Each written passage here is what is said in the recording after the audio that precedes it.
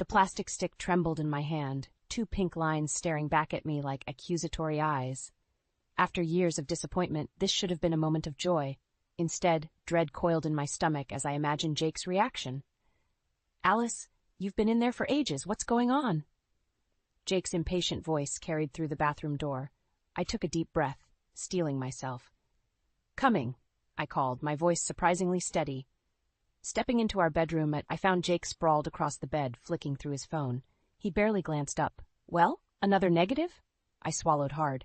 "Actually, it's positive." The silence that followed was deafening. Jake's eyes snapped to mine, narrowing with suspicion. "What did you say?" "I'm pregnant, Jake." I held out the test, my hand shaking slightly. "We're going to have a baby." Jake sat up slowly, his face a mask of disbelief. "That's impossible. We've been trying for years." "I know, but did you cheat on me?" The accusation hit me like a slap. "What? No, of course not." I recoiled, hurt and anger flaring inside me. "How could you even think that?" Jake stood, towering over me. "Well, it doesn't make sense, does it? All those fertility treatments, all that money wasted, and suddenly you're pregnant? It happens, Jake. Sometimes it just happens," he scoffed, pacing the room. "Right. And I'm supposed to believe that?" "Yes," I cried, frustration building. "Because it's the truth. This is our baby, Jake. Ours." Jake stopped, turning to face me with a cold look in his eyes. "I don't want it." The words hit me like a punch to the gut. "What?" I said. "I don't want it." His voice was flat, emotionless. "Get rid of it." I stumbled back, clutching the test to my chest. No, I won't do that." "Alice, be reasonable," Jake said, his tone patronizing. "We're not ready for this. Our marriage is already hanging by a thread." "Because of you," I shot back, finding my voice. "Because you've been distant and cruel, treating me like I'm broken, just because I couldn't get pregnant." Jake's face darkened. "Watch it, Alice. You're getting hysterical." "No, I'm not," I said, straightening my spine. "I'm finally seeing things clearly. This baby is a miracle, Jake, and if you can't see that, then..." "Then what?" he challenged, stepping closer. I met his gaze, unflinching. "Then maybe we shouldn't be together anymore." Jake's laugh was harsh. "Oh, that's rich. You think you can make it on your own? With a baby?" "I'd rather be alone than with someone who doesn't want our child," I said, my voice steady despite the tears threatening to spill.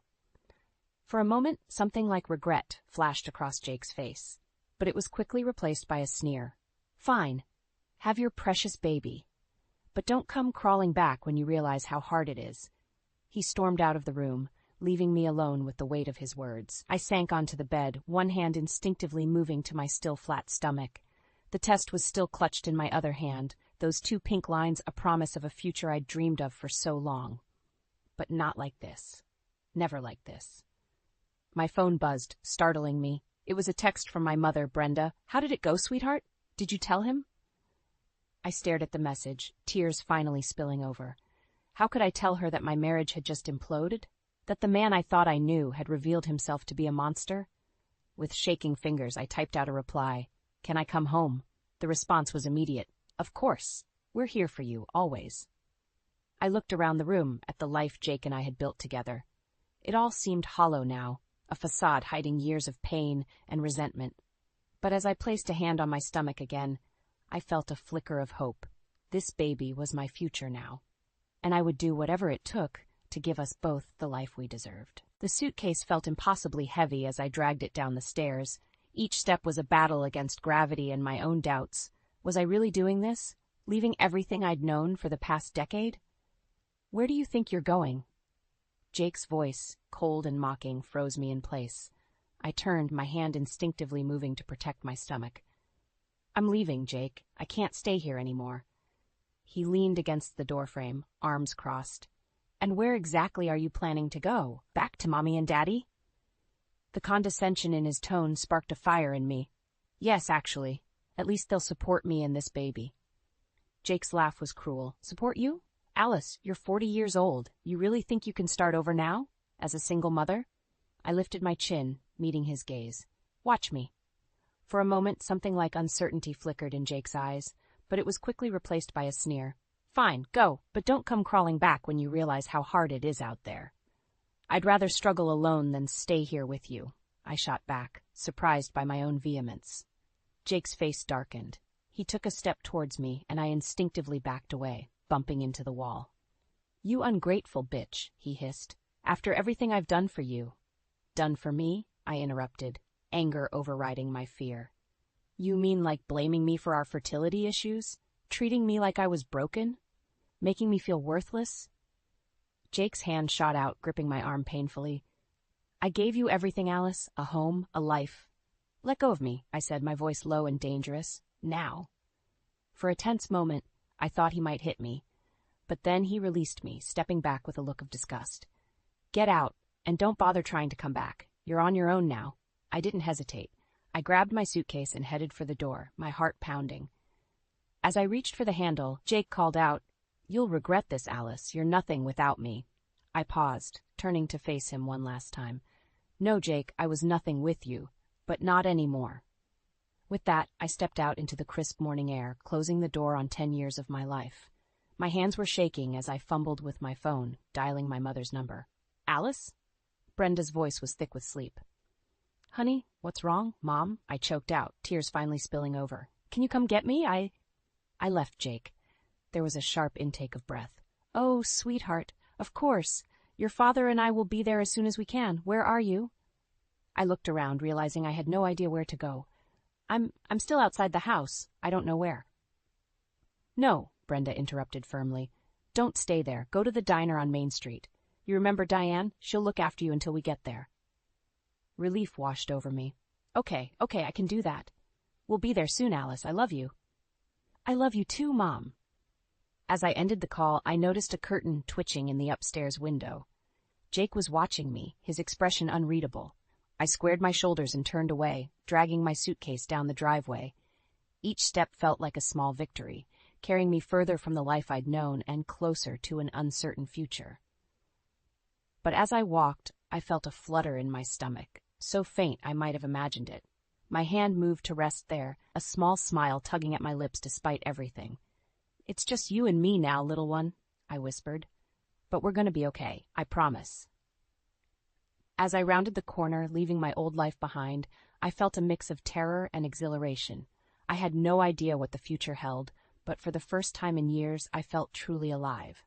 Whatever came next, I would face it head-on, for myself and for the tiny life growing inside me. The familiar creak of my childhood bedroom door jolted me awake. For a moment, I forgot where I was, panic rising in my throat. Then I saw my mother's silhouette in the doorway, and reality came crashing back.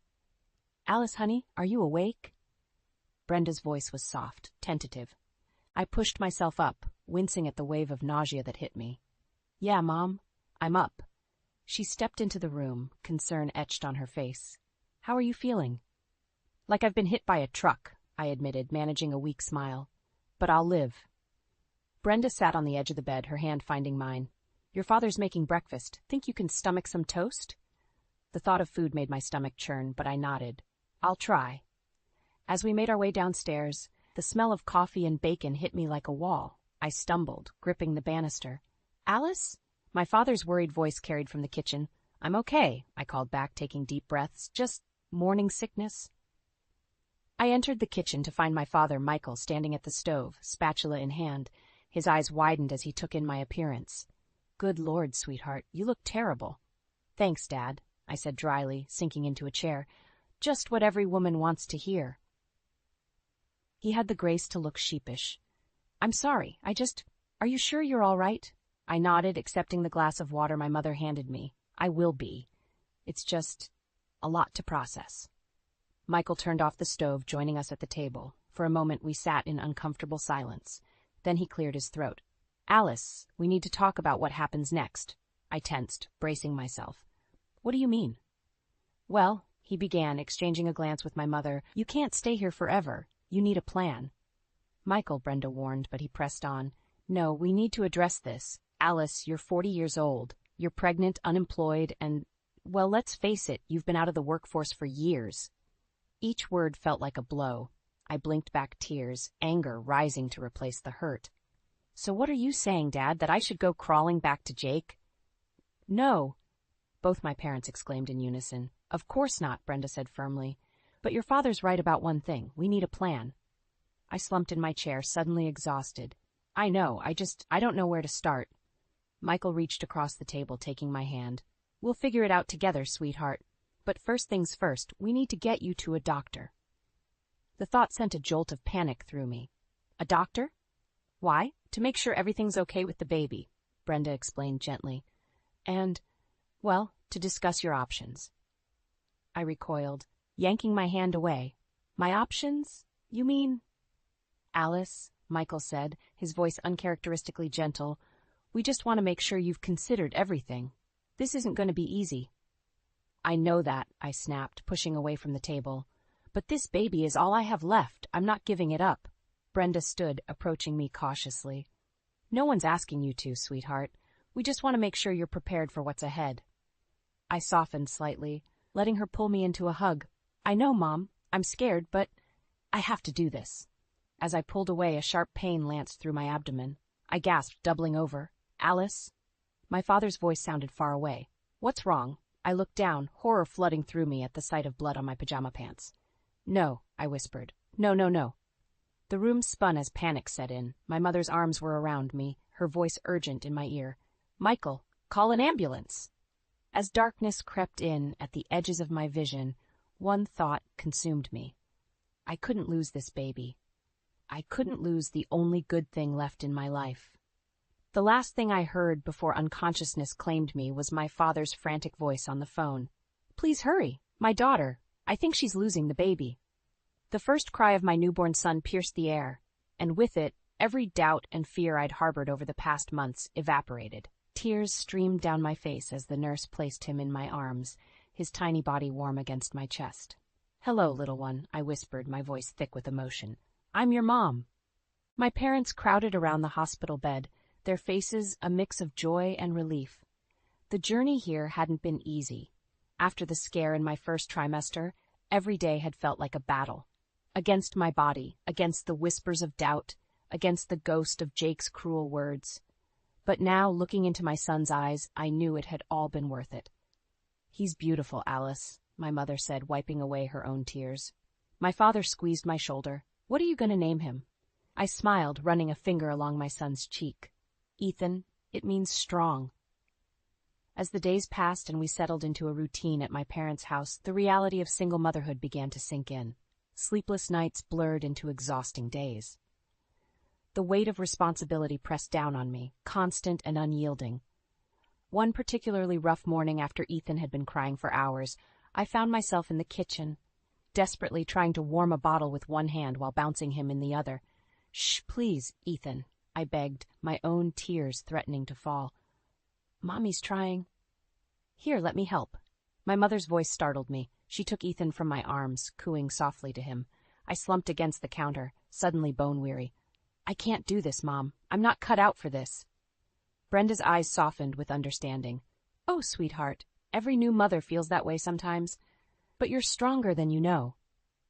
As if to prove her point, Ethan's cries quieted as she rocked him. I watched, a mix of gratitude and envy washing over me.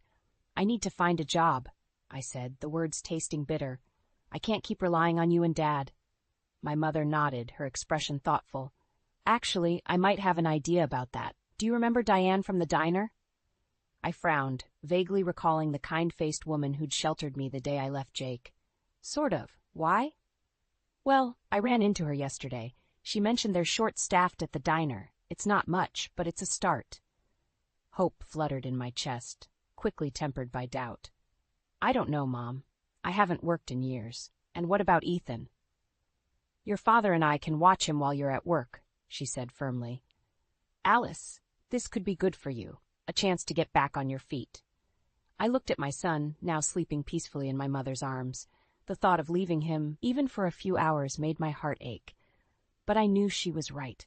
I needed to do this, for both of us. Okay, I said, taking a deep breath. I'll do it. The next day, I found myself standing outside the diner, Ethan strapped to my chest in a baby carrier. My hands shook as I reached for the door handle. You've got this, I whispered to myself, echoing my mother's words from that morning. As I stepped inside, the bell above the door chimed. Diane looked up from behind the counter, her face breaking into a warm smile.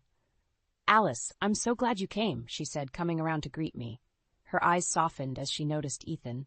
And who's this handsome little man? I swallowed hard, fighting back tears. This is Ethan, my son. Diane's smile widened. Well, aren't you two a package deal? Come on back, let's talk about getting you started. As I followed her, I felt a strange mix of terror and excitement. This was it, the first step towards our new life. I had no idea what challenges lay ahead, but for the first time in months, I felt a glimmer of hope. With Ethan's warm weight against my chest and the promise of a fresh start before me, I squared my shoulders and stepped into the unknown. The diner's bell chimed, and I looked up from wiping down the counter, my customary greeting dying on my lips. There, framed in the doorway, stood Jake. My heart stuttered, then raced. He looked different, expensive suit, perfectly styled hair, a gleaming watch on his wrist. But his eyes, cold and calculating, were just as I remembered. Well, well, he drawled, sauntering in, if it isn't my runaway wife. I gripped the counter, willing my voice to remain steady. What are you doing here, Jake? He smirked, sliding onto a stool. Can a man visit his hometown? Although I must say, I'm surprised to find you here. His gaze swept dismissively over the diner. Before I could respond, a woman entered behind him. Tall, blonde, and impeccably dressed, she exuded an air of wealth and confidence. Jake's smirk widened. Alice, meet Nancy, my wife.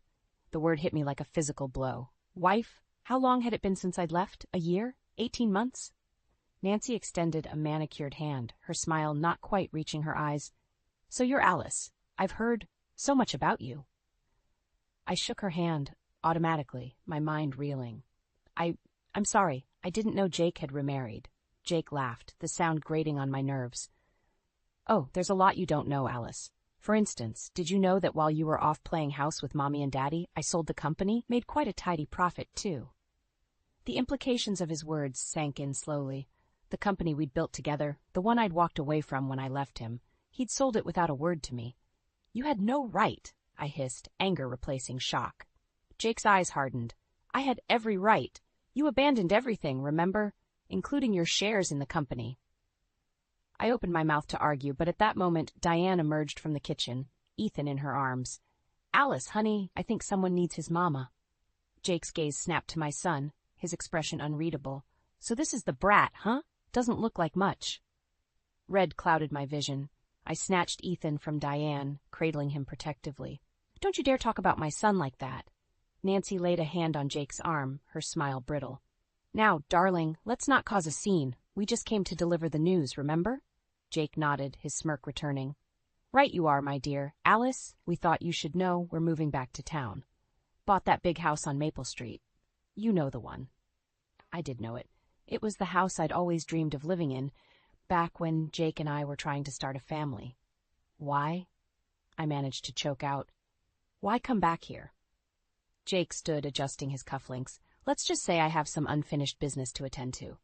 Oh, and Alice, you might want to have a chat with your lawyer.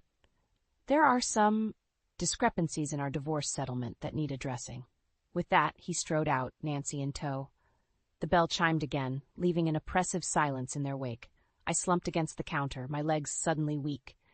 Ethan whimpered, sensing my distress. Oh, honey, Diane said softly, coming around to support me. Are you okay? I shook my head, tears threatening to spill. I don't know. I thought I was finally free of him. As I held Ethan close, inhaling his sweet baby scent, a terrible realization dawned. Jake was back, and he clearly had an agenda. Whatever game he was playing, I was woefully unprepared. But looking down at my son, I knew I couldn't run again. This was our home now, our life. I'd fought too hard to build this new reality. Diane, I said, my voice steadier than I felt, can you watch Ethan for a bit? I need to make a call. She nodded, understanding in her eyes.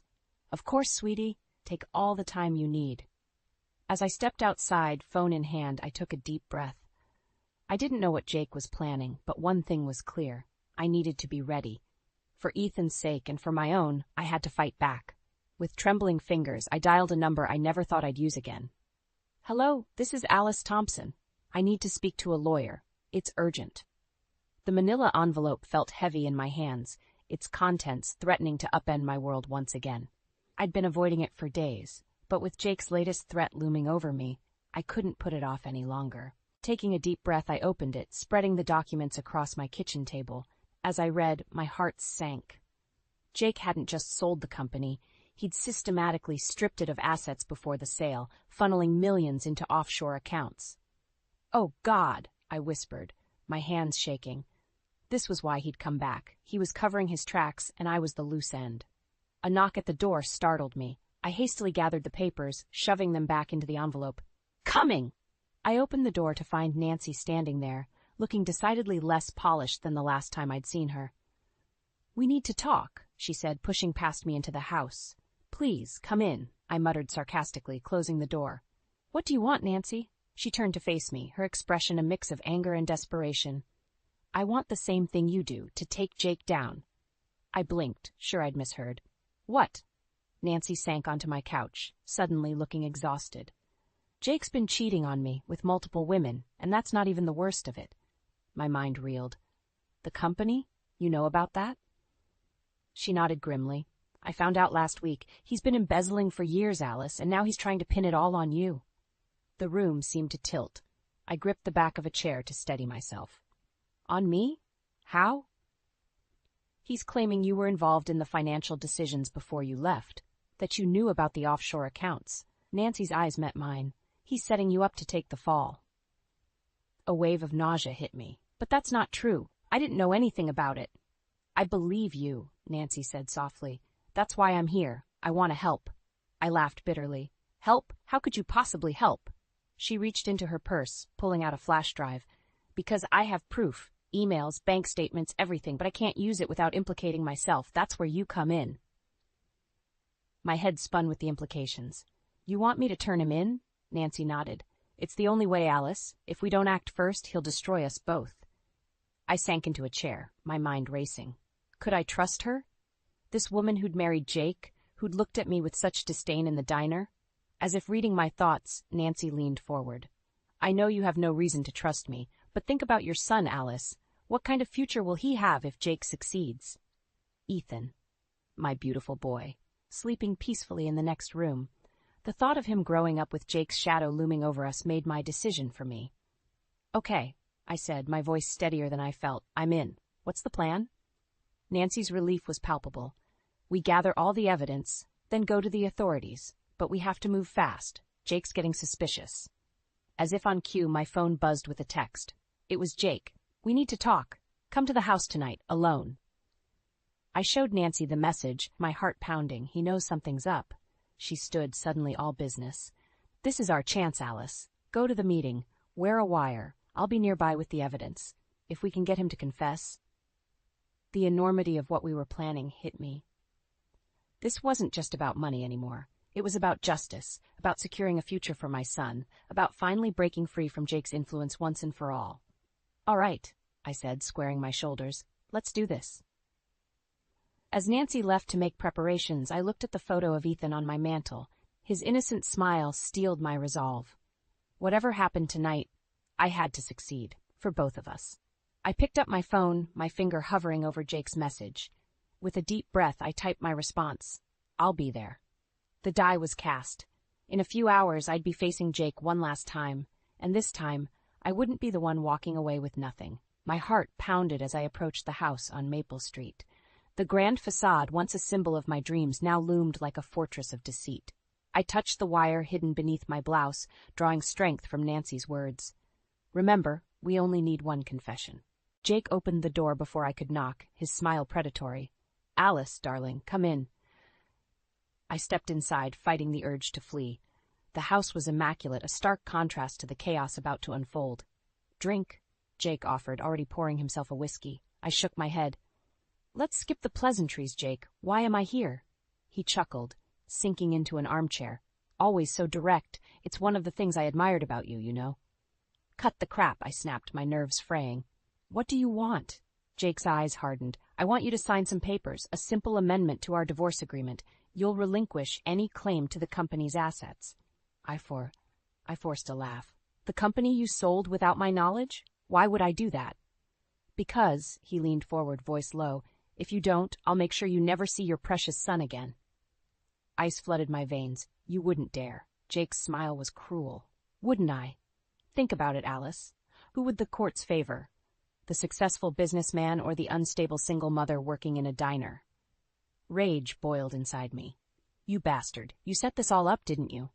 The company, the move back here, it was all to corner me. He shrugged, unrepentant. Business is business. I couldn't let you be a loose end. And Nancy? I pressed, praying the wire was picking everything up. Does she know about your business practices? A flicker of unease crossed Jake's face. Nancy's not your concern. This is between us. I took a deep breath, steeling myself. No, Jake, this is bigger than us now. I know about the embezzlement, the offshore accounts. Did you really think you could hide it forever? Jake's composure cracked. He surged to his feet, looming over me. You don't know anything. And if you breathe a word of this to anyone, I'll... The door burst open, revealing Nancy and two stern-faced men in suits. That's enough, Jake, Nancy said, her voice ice-cold. It's over. Jake's face drained of color. Nancy, what the hell is this? One of the men stepped forward, flashing a badge. Jacob Thompson, we're with the FBI. We have some questions about your financial dealings. As the reality of the situation sank in, Jake's shock turned to fury. He lunged at me, eyes wild. You bitch, you set me up. I stumbled back, but before Jake could reach me, the agents had him pinned. As they read him his rights, Jake's gaze locked on mine, filled with a hatred that chilled me to the bone. This isn't over, Alice, he snarled. I'll destroy you for this, you and that brat of yours. As they led Jake away, my legs gave out. I sank to the floor, trembling. Nancy knelt beside me, her hand on my shoulder.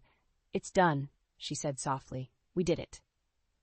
I nodded, unable to speak. The adrenaline was fading, leaving me hollow. We'd won, but at what cost? Outside, I could hear Jake still shouting threats as they put him in the car. Each word was a dagger, reminding me that this victory was far from clean. Nancy helped me to my feet. Come on, let's get you home to Ethan. Ethan, my beautiful boy, the reason for all of this. As we stepped outside, the cool night air hit my face, and with it came a crushing realization. Jake's words weren't empty threats. As long as he was alive, Ethan and I would never truly be safe. I turned to Nancy, my voice barely a whisper. What have we done? Her eyes met mine, filled with a mix of triumph and fear that mirrored my own. What we had to do, Alice. What we had to do. As we walked away from the house on Maple Street, I knew that while one chapter had closed, another, potentially more dangerous one, was just beginning. The showdown was over, but the war? It had only just begun. The courtroom buzzed with tension as I took the stand. Jake sat at the defense table, his once impeccable suit now rumpled, his eyes burning with hatred. As I swore to tell the truth, I caught Nancy's encouraging nod from the gallery. Mrs. Thompson, the prosecutor began, please tell the court about your ex-husband's financial activities during your marriage. I took a deep breath, steeling myself. Jake, Mr. Thompson, systematically embezzled funds from our company, hiding millions in offshore accounts. Jake's lawyer objected, but the judge overruled him. As I continued my testimony, detailing years of financial abuse and manipulation, I watched Jake's facade crumble. His smug confidence gave way to panic, then fury. When it was the defense's turn for cross-examination, Jake's lawyer tried to paint me as a scorned woman out for revenge. But I held my ground, my voice steady as I recounted the emotional abuse, the gaslighting, the threats against our son. And why should the court believe you now? The lawyer sneered. I looked directly at Jake as I answered. Because I'm not afraid anymore. I have nothing left to lose and everything to gain by telling the truth. As I stepped down from the stand, I felt a weight lift from my shoulders. Whatever happened now, I'd done my part. The truth was out. The verdict came swiftly. Guilty on all counts. As the judge read out Jake's sentence, 15 years in federal prison, I watched the man who had once terrorized me crumble before my eyes. But it was Jake's final outburst that truly marked the end. As they led him away, he lunged towards me, spitting venom. This isn't over, Alice. I'll get out. And when I do... No, Jake, I interrupted, my voice calm. It is over. You have no power over me anymore. As the courtroom doors closed behind him, I felt a hand on my shoulder. I turned to find Nancy, tears in her eyes. We did it, she whispered. I nodded, my own eyes welling up. We did. Outside the courthouse, reporters clamored for statements, but all I wanted was to get home to Ethan. As Nancy and I pushed through the crowd, I spotted a familiar face, Diane from the diner, beaming with pride. You did good, honey, she said, pulling me into a hug. Now, let's get you home to that boy of yours. The drive back to my parents' house was a blur. As we pulled up, I saw my mother on the porch, Ethan in her arms. The sight of my son, safe, loved, free from Jake's shadow, brought fresh tears to my eyes. I scooped Ethan into my arms, breathing in his sweet baby scent. "It's over, little one," I whispered. "We're safe now." As we gathered in the living room, my parents, Nancy, Diane, and Hank, who'd closed the diner to be here, I looked around at this unlikely family we'd formed. Each person had played a part in getting us to this moment. "I don't know how to thank you all," I began, my voice thick with emotion, but Diane cut me off with a wave of her hand. "You don't need to thank us, honey. You did this. You found the strength to stand up to him, to protect your boy. We're just glad we could help." Nancy nodded in agreement. "Alice, you gave me the courage to face the truth about Jake. If anyone should be thanking someone, it's me thanking you." As the evening wore on, filled with quiet celebration and plans for the future, I felt a sense of peace I hadn't known in years. Jake was gone, but more importantly, the fear he'd instilled in me was gone too. Later, as I tucked Ethan into bed, I made him a promise. "You'll never have to be afraid, my love. Mommy will always protect you." Looking down at my sleeping son, I realized that this moment, this love, was what I'd been fighting for all along. Not revenge, not justice, but the chance to give Ethan the life and love he deserved. As I closed Ethan's door, I caught sight of my reflection in the hallway mirror. The woman staring back at me was stronger, wiser, and more whole than she'd ever been. For the first time in years, I smiled at my reflection. The past was behind us now. The future, bright, hopeful, and ours alone, was waiting.